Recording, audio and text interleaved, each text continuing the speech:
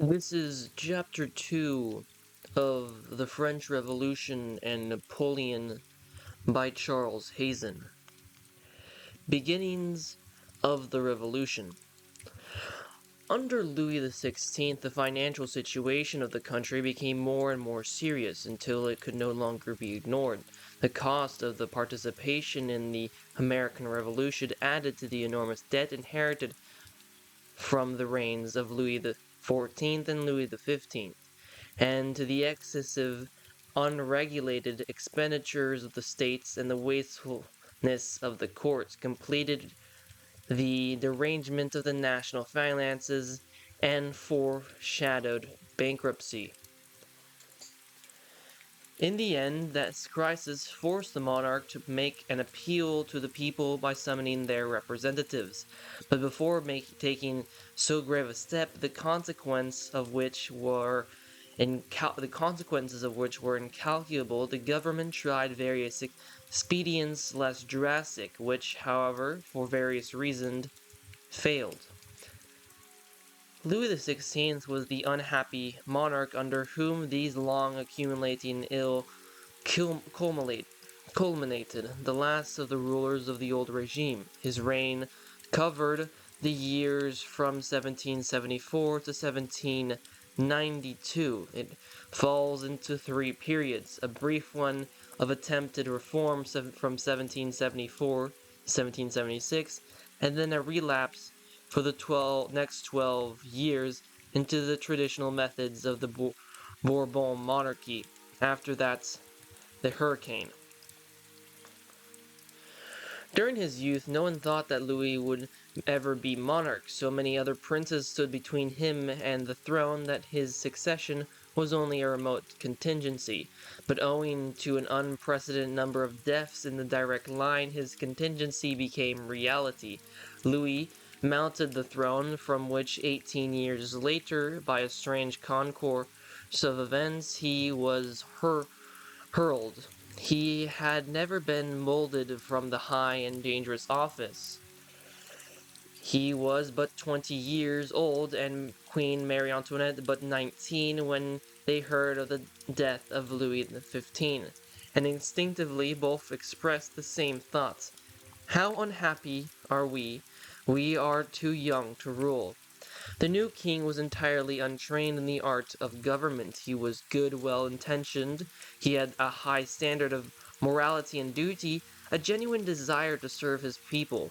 But his mind lacked all distinction. His education had been poor. His processes of thought were hesitating, slow, uncertain, awkward, timid, without elegancies or graces of mind or body. No king could have been less to the manner born. None could have seemed more out of place in the brilliant, polished, and heartless court of which he was the center. This he felt himself, as others felt it, and he often regretted, even before the Revolution, that he could not abdicate and pass into a private station which would have been far more to his taste. He was an excellent horseman. He was excessively fond of hunting. He practiced with delight the craft of locksmith. He was ready to listen to the advice of wiser men, but, and this was his fatal defect, he was of feeble will. He had none of the masterful qualities necessary for leadership. He was quiet, unable to see that where danger lay and where support was to be found. He was not unintelligent, but his intelligence was equal to his task. Was unequal to his task. He had no clear conception of either France or Europe. He was a poor judge of men, yet was greatly influenced by them. He gave way now to this influence which might be good, now to that which might be bad. He was by nature, like other princes of his time, a reforming monarch, but his impulses went in this direction were intermittent. Necker said on one occasion, "You may lend a man your ideas, you cannot lend him your strength or will." "Imagine," said another, trying to keep a dozen oiled ivory balls touching. I think you couldn't do it. So it was with the king's ideas. At the beginning of his reign, Louis XVI was subject to the influence of Turgot, one of the wisest of statesmen. Later, he was subject to the influence of the Queen, to his own great misfortune, and also to that of France. The influence of women was also always great in France under the Bourbon monarchy, and Marie Antoinette was no exception to the rule.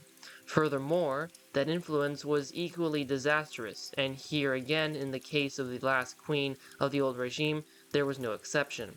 If the king proved inferior to his position, the queen proved no less inferior to hers.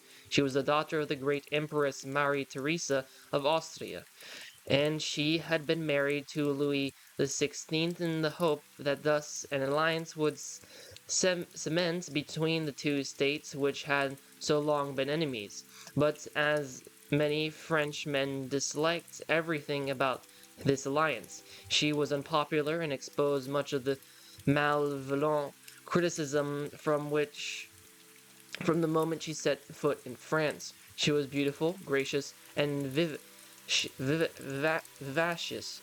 She possessed in large measure some of the very qualities the king so conspicuously lacked. She had a strong will, power, a rapid decision, a spirit of initiative, daring, but she was lacking in wisdom, in breadth of judgment. She did not understand the temperament of the French people, nor the spirit of the times. Born to the purple, her outlook upon life did not transcend that of the small and highly privileged class to which she belonged. She had grown up in Vienna, one of the gayest capitals of Europe. Her education was woefully defective. When she came to France to become the wife of Louis XVI, she already knew how to write. She had tutors in everything, but she had availed her but they had availed her little. She was willful and proud, unthinking and extravagant, intolerant of disagreeable facts, frivolous, impatient of all restraint, fond of pleasure, and of those who ministered unto it. She committed many indiscretions both in her conduct and in the kind of people she chose to have about her. Because of these, she was grossly calumniated and disjudged.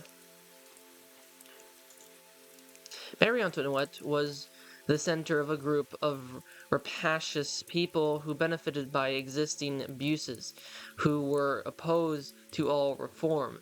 Quite unconsciously, she helped to aggravate the financial situation and thus to hasten catastrophe. At the beginning of his reign, Louis entrusted the management of finances to a man of rare ability and courage, Turgot. Turgot had been intendant of one of the poorest provinces of France. By applying there the principles of the most advanced economists, which may be summed up as demanding the utmost liberty for industry and trade, the abolition of all artificial restrictions, and all minute vexatious governmental regulations, he had made his province prosperous. He now had to face the problem of the large annual deficit. The continuance of annual deficit could mean nothing else than the ultimate bankruptcy. Turgot announced his program to the king in the words, "No bankruptcy, no increase of taxation, no more borrowing." He hoped to extricate the national finances by two processes: by effecting economies in expenditure and by developing public wealth so that the receipts would be larger. The latter object would be achieved by introducing the regime of liberty into agriculture, industry, and commerce. Turgot was easily able to save millions by suppressing less expenditures, but in so doing he offended all who enjoyed those sinecures, and they flew to arms. The trade in foodstuffs was hopelessly and dangerously hampered by all sorts of artificial and pernicious legislation and interference by the state. All this he swept aside, introducing free trade in grain. A powerful class of speculators was thus offended. He abolished the trade guilds, which restricted production by limiting the number of workers in each line and by guarding justly the narrow, inelastic monopolies they had established. Their abolition was desirable, but all the masters of the guild and corporations became his bitter enemies. Turgot abolished the audacious tax, the royal corvée, which required the peasants to work without pay on public roads. Instead, he provided that all such work should be paid for and that a tax to that end should be levied upon all landowners, whether belonging to the privileged or the unprivileged classes. The former were resolved that this should not be, this audacious equality of all before the tax collector. Thus, all those who battened and flattened off the old system combined in merciless opposition to Turgot, and reinforced by the parliaments, particularly, and by Marie Antoinette, they brought great pressure upon the king to dismiss the obnoxious minister. Louis yielded to the vehement importunities of the queen and dismissed the ablest supporter the throne had. In this both monarchs were grievously at fault, the king for his lack of will, the queen for her wilfulness. Mr. Turgot and I are the only persons who love the people, said Louis XVI, but he did not prove his love by his acts. A few days earlier, Turgot had written him, "Never forget, your majesty, that it was weakness that which brought Charles I to the block." This incident threw a flood of light upon the nature of the old regime. All rumors were given warning by the fall of Turgot. No changes that should affect the privileged classes. As the national finances could be made sound only by reforms which should affect those classes, there was no way out. Reform was blocked. Necker, a Genevan banker, succeeded Turgot. He was a man who had risen by his efforts from poverty to great wealth. He too encountered opposition the instant he proposed economies. He took a step which infuriated the members of the courts. He published a financial report showing the income and the expenditures of the states. This had never been done before. Secrecy having hitherto prevailed in such matters, the court was indignant that such high ministries should be revealed to the masses, particularly as the report showed just how much went annually in pensions to the courtiers as free gifts for which they rendered no service whatsoever.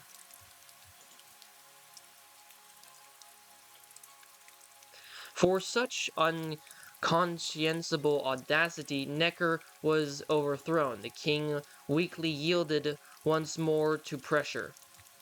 This time the court took no chances, but secured a minister quite according to the heart's desire in Calonne. No minister of finance could be more agreeable. Calonne's purpose was to please, and please he did, for a while. The wand of Prospero was not the felicitas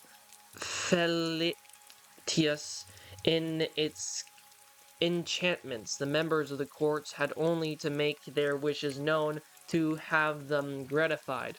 Calonne, a man of charm, of wit, of graceful address, had also philosophy of the gentle art of spending, which was highly appreciated by those about him. A man who wishes to borrow must appear to be rich, and to appear rich he must dazzle by spending freely. Money flowed like water during the halcyon times. In 3 years, in a time of profound peace, Calonne borrowed nearly $300 million.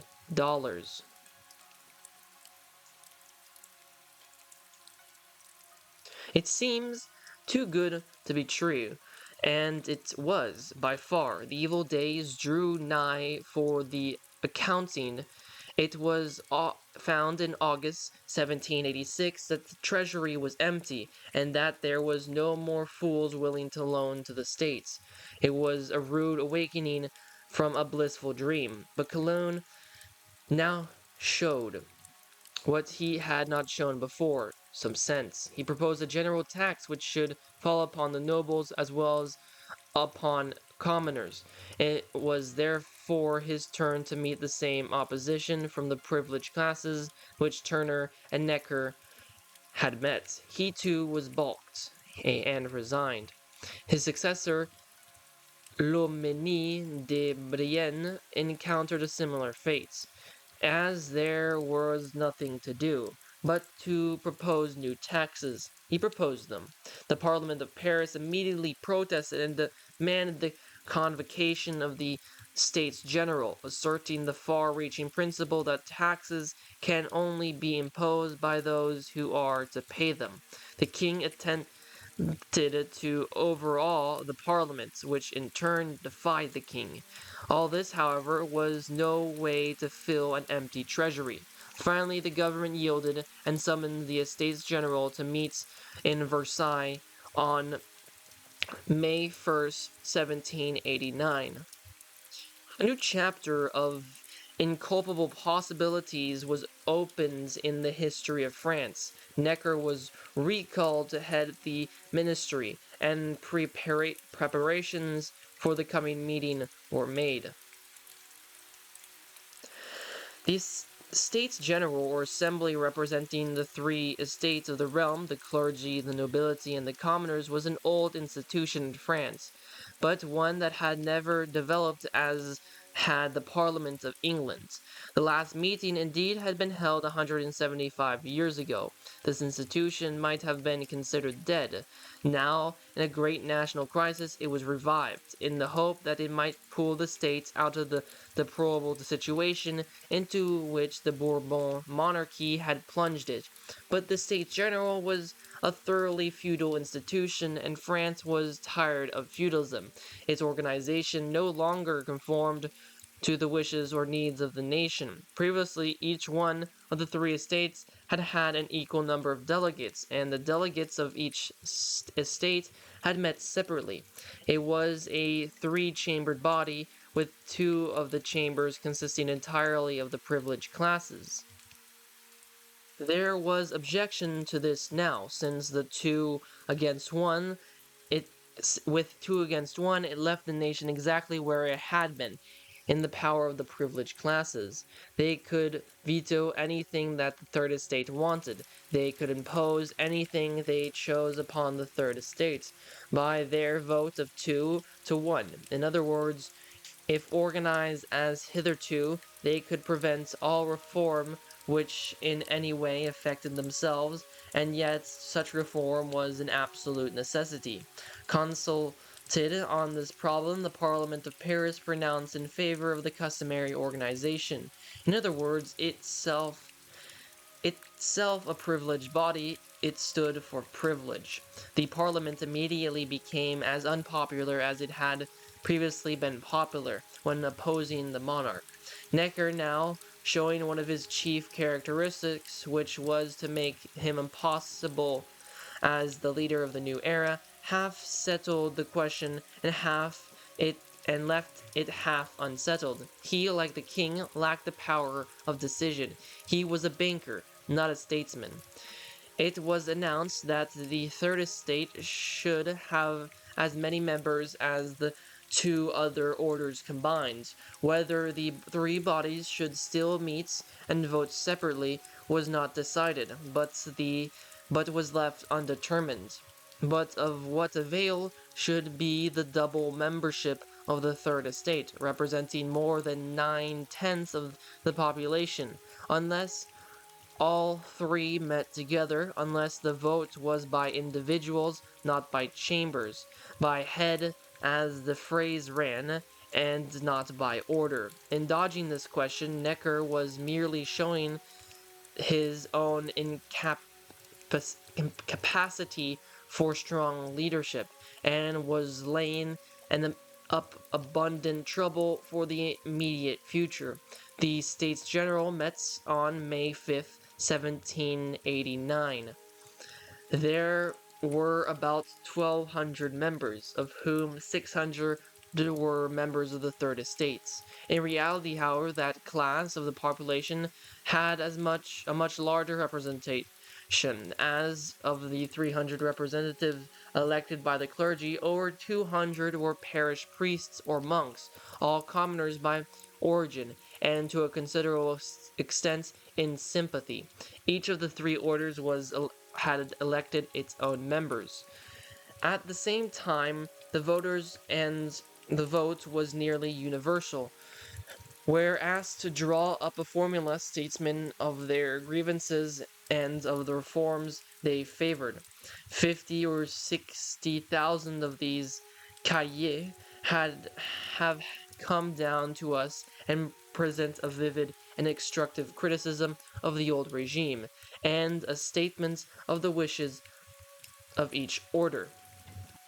On certain points there was practical unanimity on the part of the clergy, nobles, and commoners. All ascribed the ills from which the country suffered to arbitrary, uncontrolled governments. All talked of the necessity of confining the government within just limits by establishing a constitution which should define the rights of the king and of the people, and which should henceforth be binding upon all. Such a constitution must guarantee individual liberty, the right to think and speak and write, henceforth no letters de cachet, nor censorship. In the future, the States General should meet regularly at stated times, and should share the law-making power, and alone should vote the taxes, and the taxes should henceforth be paid by all. The taxes should the clergy and nobility were almost unanimously agreed in their cahier to relinquish their exemptions for which they had fought so resolutely only 2 years before. On the other hand, the Third Estate was willing to see the continuance of the nobility with its rights and honors. The Third Estate demanded the suppression of feudal dues. There was in the cahier no hint of a desire for a violent revolution.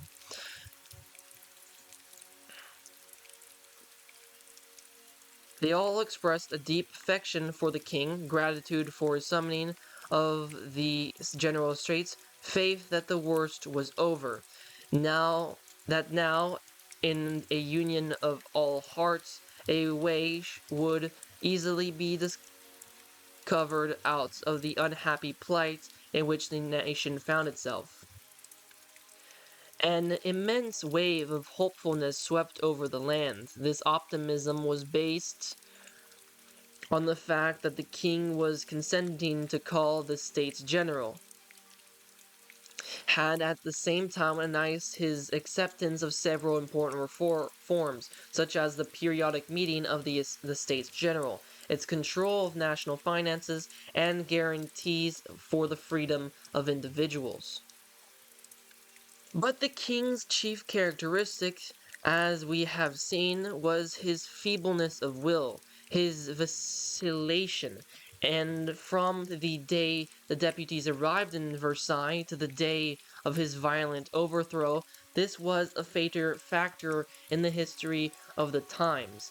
In his speech opening the States General on May 5th, the king said not a word about the thoughts that was in everyone's mind, the making of a constitution. He merely announced that it had been called together to bring order into the distracted finances of the country.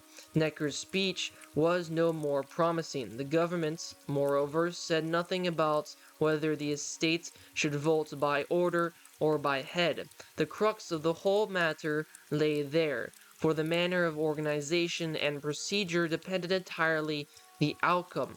The government did not come forward with any program, even in details. It shrieked it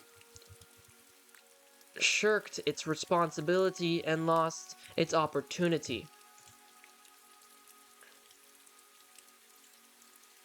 A needless but very serious crisis was the result. The public was disappointed and apprehensive.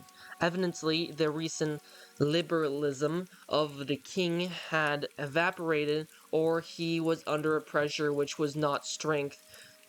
he had not strength to withstand. A conflict between the orders began on May 6, which lasted until the end of June, and which ended in embittering relations which at the outset had seemed likely to be cordial. Should the voting be by order or by member? Should the assembly consist of 3 chambers or of 1? The difficulty arose in the need of verifying the credentials of the members. The nobles proceeded to verify as a separate chamber by a vote of 188 to 47. The clergy did the same, but by a smaller majority, 133 to 114. But the Estates General refused to verify until it should be decided that the 3 orders were to meet together in one indivisible assembly. This was a matter of life or death. With it, or at least of power or impotence. Both sides stood firm. The government allowed things to drift. Angry passions began to develop until organized the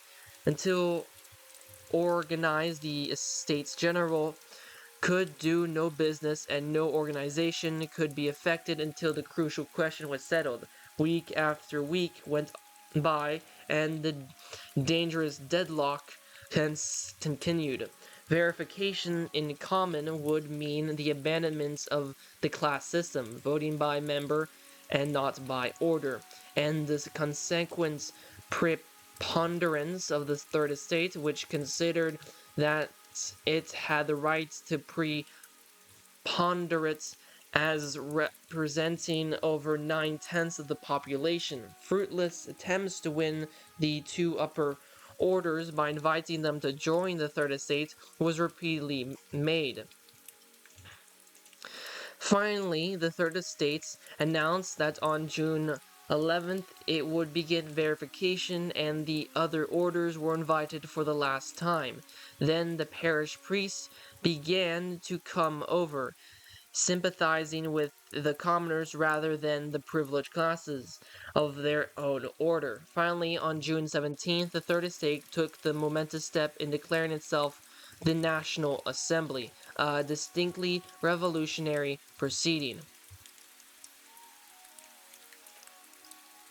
The king, now under pressure from the court, made a decision, highly unwise in itself, foolishly executed.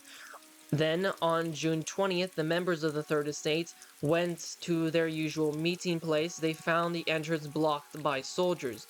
They were told that there was to be a special royal session later and that the hall was closed in order that necessary arrangements might be made for it. A pretext as miserable as it was vain. What did this action mean? No one knew, but everyone was apprehensive that it meant that the assembly itself, in which such earnest hopes had centered, was to be brought to an ultimately untimely end, and the country plunged into greater misery than ever by the failure of the great experiment.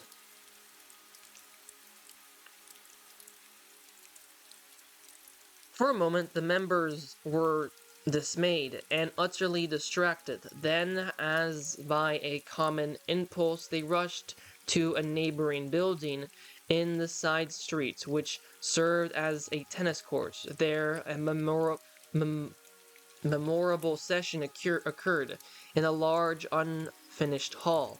Lifting their president, the distinguished astronomer Bailey to a table, the members surge about him, ready, it seemed, for extreme measures.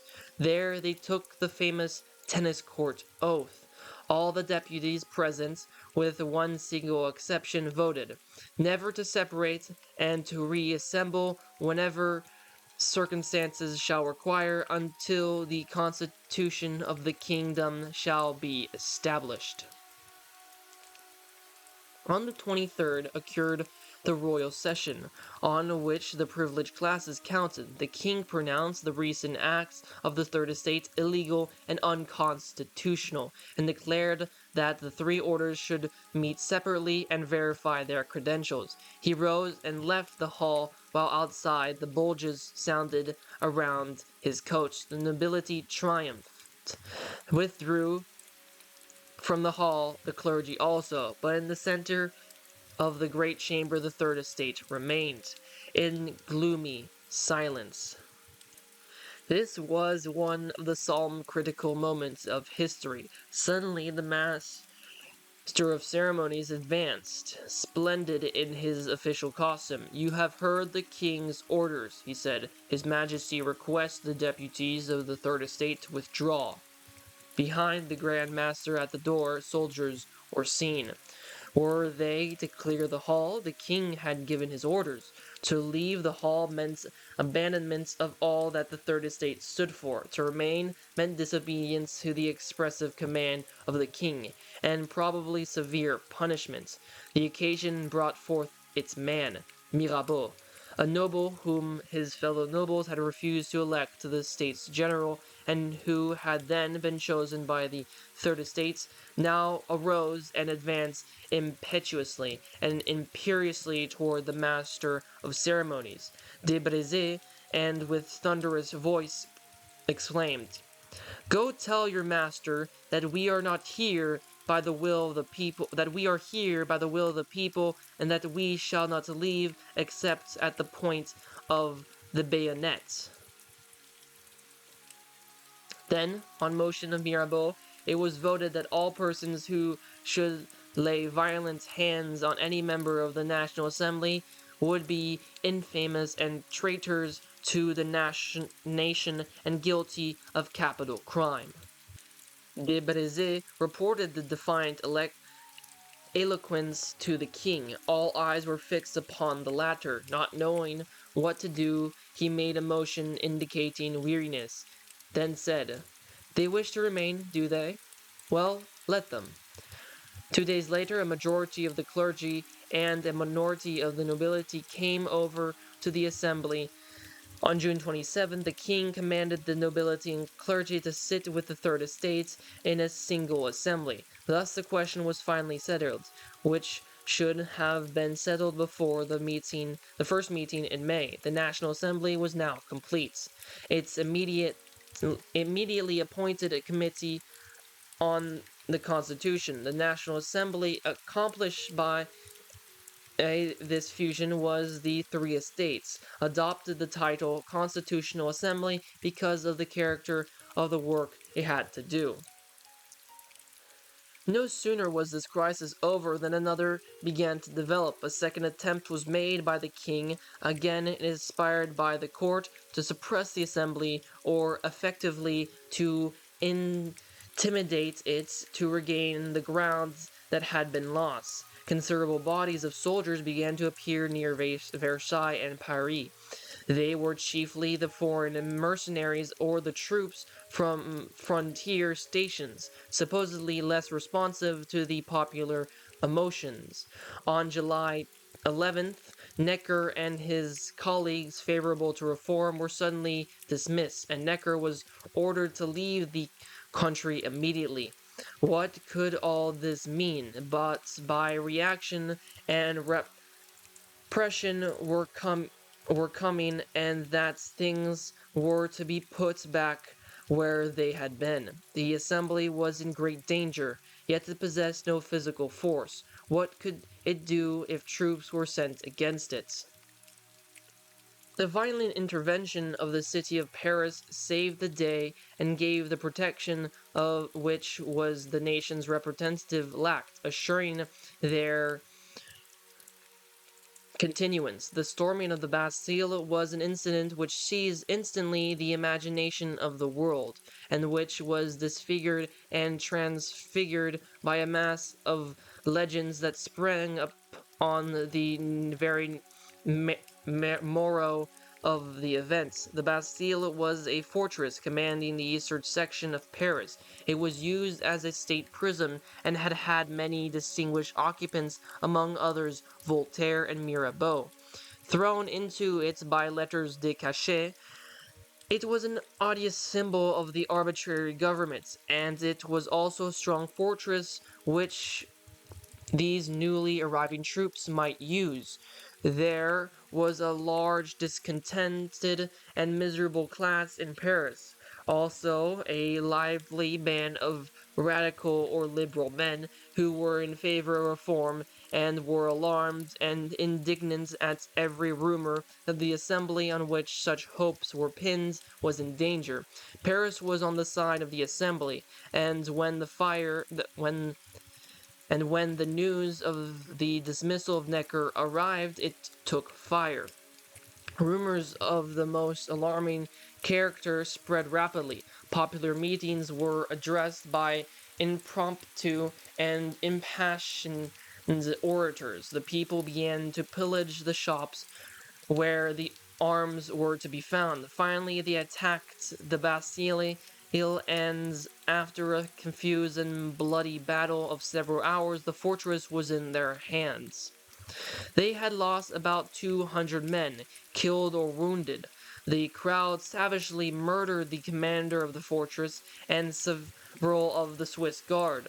Though characterized by these and other acts of barbarism, nevertheless the seizure of the Bastille was everywhere regarded in France and abroad as a triumph of liberty.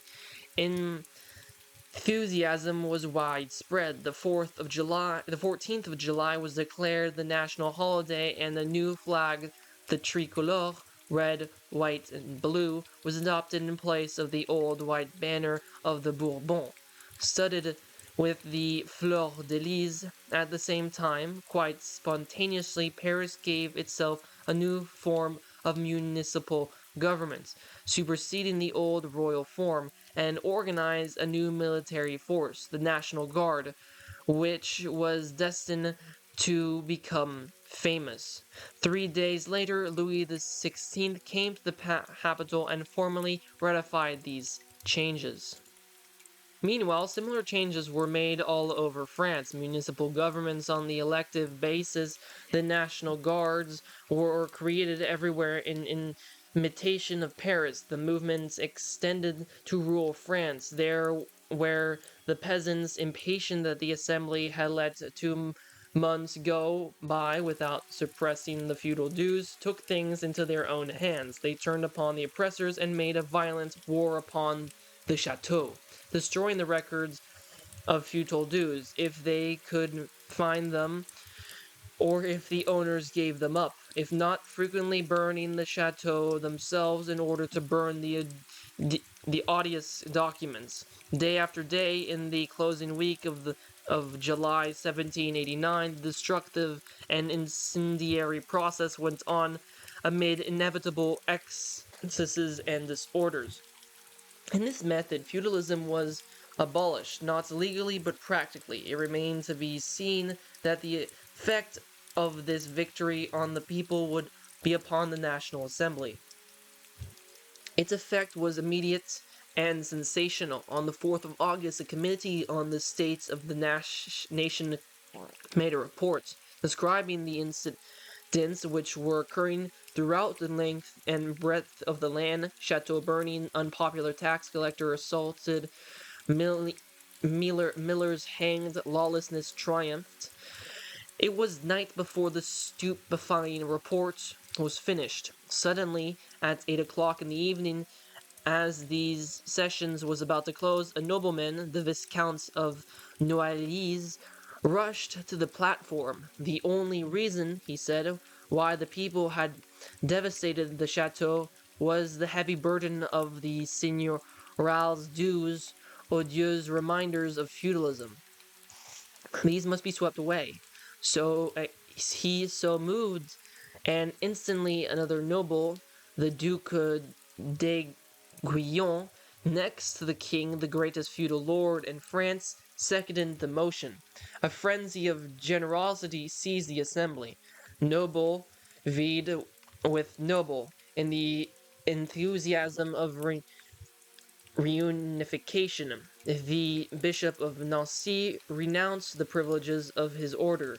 Parish priests renounced their fees. Judges discarded their distinctions. Right of chase, right of tithes went by the board. Representatives of the cities and provinces gave up their privileges.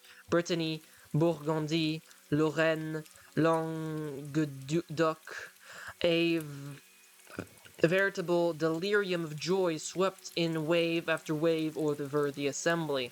All night long the excitement continued amid tears, embraces, rapturous applause, the very ecstasy of patriotic abandonment. And by 8 in the morning, 30 decrees, more or less, had been passed, and the most extraordinary social revolution that any nation has ever known had been voted. The feudal dues were dead. Tithes were abandoned. The guilds, with their narrowed restrictions, were swept away. No longer were offices to be purchasable, but henceforth all Frenchmen were to be equally eligible to all public positions. Justice was to be free. Provinces and individuals were all to be on the same plane. Distinctions of class were abolished. The principle of equality was henceforth the basis of the state.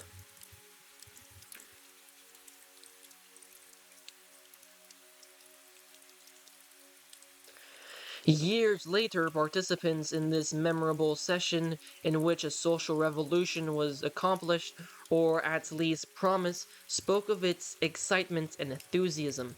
The astonishing session session was closed by with the astonishing session was closed with a Te Deum in the chapelle of the royal palace at the suggestion of Archbishop of Paris, and Louis XVI, who had had no more to do with all this than you or I, was officially proclaimed by the Assembly the restorer of French liberty. Thus was the dead weight of an oppressive, unjust past lifted from the nation's shoulders. Grievances centuries old vanished into the night. That it needed time to work out all these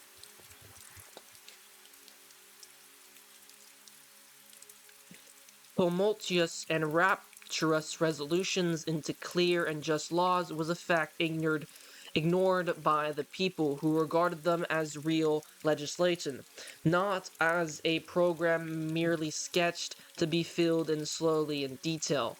Hence, when men awoke to the fact that not everything was what it seemed, that before the actual application of all these changes, many adjustments must or should be made, there was some friction, some disappointment, some impatience. The clouds speedily gathered again, because a number of nobles and bishops had, in an outburst of generosity, relinquished all their privileges. It was not at all certain that their action would be ratified by even the majority of the orders, and it was indeed likely that the century would prove true. The contagion might not extend beyond the walls of the assembly hall, and many even of those who had shared the fine enthusiasm of the stirring session might feel differently on the morrow. This proved to be the case, and soon two parties appeared, sharply different: the upholders of the revolution, thus far accomplished, and those who wished to undo it and to recover their lost advantages. The latter were called the counter-revolutionaries. From this time on, they were a factor, frequently highly significant in the history of modern France. Although after the 14th of July, the more stiff-necked and angry of the courtiers led by Count of Artois, brother of the king, had left the country and had begun that emigration which was to do much to embroil France with Europe. Yet many courtiers still remained and, with the powerful aid of Marie Antoinette, played upon the feeble monarch. The queen, victim of slanders and insults, was temperamentally and intellectually incapable of understanding or sympathizing with the reform movement. She stiffened under the attacks. Her pride was fired, and she did what she could do to turn back the tide, with results highly disastrous to herself and to the monarchy. Another feature of the situation was the subterranean intriguing, none the less real because difficult accurately to describe, of certain individuals who thought they had much to gain by troubling the waters, such as the Duc d'Orléans, cousin of the king, immensely wealthy and equally unscrupulous, who nourished this scurvy ambition of overthrowing Louis XIV and of putting the House of Orléans in place of the House of Bourbon. Although the revolution, we find all through the revolution, we find such elements of personal ambition or malevolence, anxious to profit by fomenting the general untrust. At every stage in this strange eventful history, we observe the mixture of the mean with the generous, the insincere with the candid, the hypocritical and the oblique with the honest and the patriotic. It was a web woven of mingled yarn. Such were some of the possible seeds of future trouble. In addition, increasing the general sense of anxiety and insecurity was the fact that 2 months went by and yet the king did not ratify or accept the decrees of August 4th, which, without the acceptance, lacked legal force. Certain articles of the Constitution had already drafted, and these too had not yet received the royal sanction. Was the king plotting something, or were the plotters about him getting control of him once more? The people lived in an atmosphere of suspicion. Also, thousands and thousands of them were on the point of starvation, and the terror of famine reinforced the terror of suspicion. Out of this wretched condition of discontent and alarm was born another of the famous incidents of the Revolution. Early in October, rumors reached Paris that at a banquet offered at Versailles to some of the crack regiments that had been summoned there, the tricolor had been stamped upon, that threats had been made against the assembly, and that the queen by her presence had sanctioned these outrages.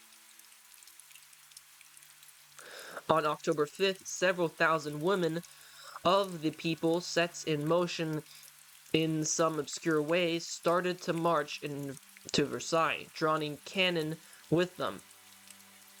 It was said they were going to demand the reduction of the price of bread, and at the same time to see that those who had insulted the national flag should be punished. They were followed by thousands of men out of work and by many doubtful characters. Lafayette, hastily gathering some of the guards, started after them. That evening, the motley and sinister crowd reached Versailles and bivouacked in the streets and in the vast court of the royal palace. All night long, obscure preparations as for a battle went on. On the morning of the 6th, the crowd forced the gates, killed several of the guards, and invaded the palace, even reaching the entrance of the queen's apartments. The queen fled to the apartments of the king for safety. The king finally appeared on a balcony, surrounded by members of his family, addressed the crowd, and promised them food. The outcome of this extraordinary and humiliating day was that the king was persuaded to leave the proud palace of Versailles and go to Paris to live in the midst of his so-called subjects. At 2 o'clock, the grim procession began. The entire royal family, 8 persons packed into a single carriage, started for Paris, drawn at a walk, surrounded by the women and by bandits who carried on spikes the heads of the guards who had been killed at the entrance to the palace. We are bringing back the baker and the baker's wife and the baker's son, shouted the women. At 11 o'clock that night, Louis XVI was in the Tuileries. 10 days later, the assembly followed. The king and the assembly were now under the daily supervision of the people of Paris. In reality, they were prisoners. Versailles was definitely abandoned.